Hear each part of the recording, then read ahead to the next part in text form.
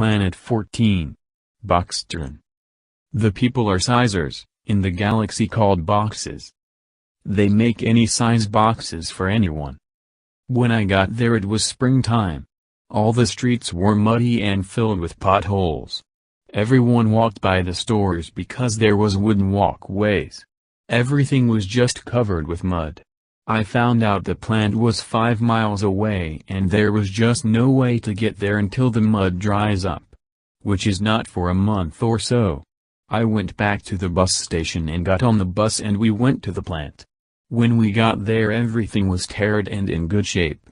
I stopped someone and asked, what is that little town back there anyway? They said, it is just where everyone lives if they don't want to work. The workers live over there in the tower. I said, interesting. The closer I got to the plant the bigger it got. It was so big I could not see over the top as I got closer. I had my name tag on so I could see the owner or someone in charge. I got to the front door and went in, and just as soon as I got to the desk the lady behind the desk said, just the one the owner wants to see. He asks me every day if one of the reporters come here and I have to tell him I have not seen any. She pushed a button and said, there is a reporter from the Wish newspaper here to see you. The voice said, bring the reporter right in.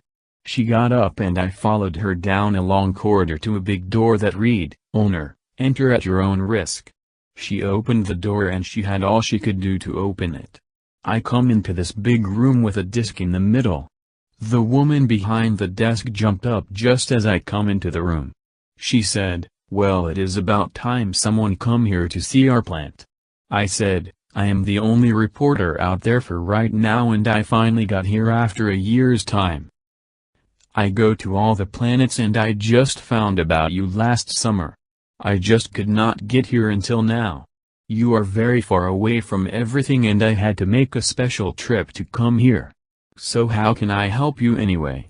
She said, as you already said, we are kind of out of the way and we just don't have that much business and I want to put an ad in your paper and I would like to have it delivered here at least once a week. I think the Sunday paper will do what you want. It is out once a week and we can deliver it to you then. She said, thank you.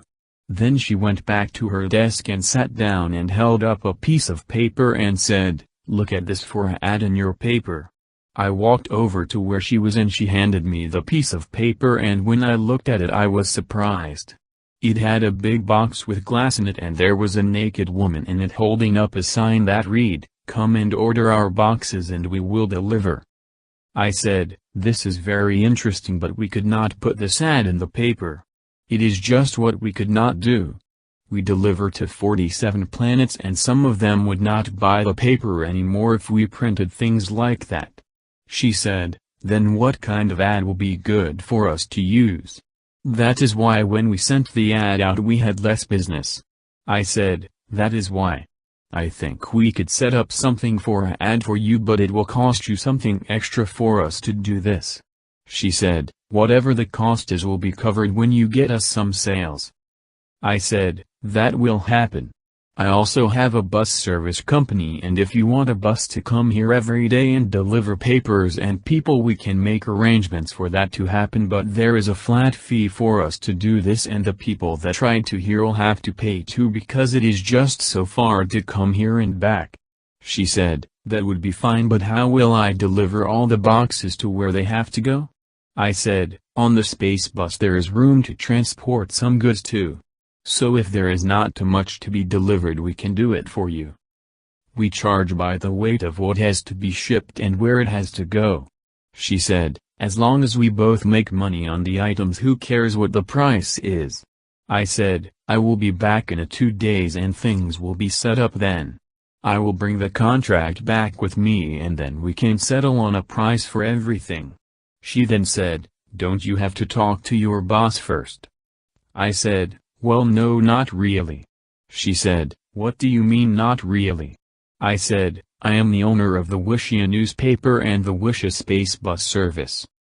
She said, well then I will see you in 2 days then. I walked toward the door and she said, how can you run the business if you are the reporter and in space all the time?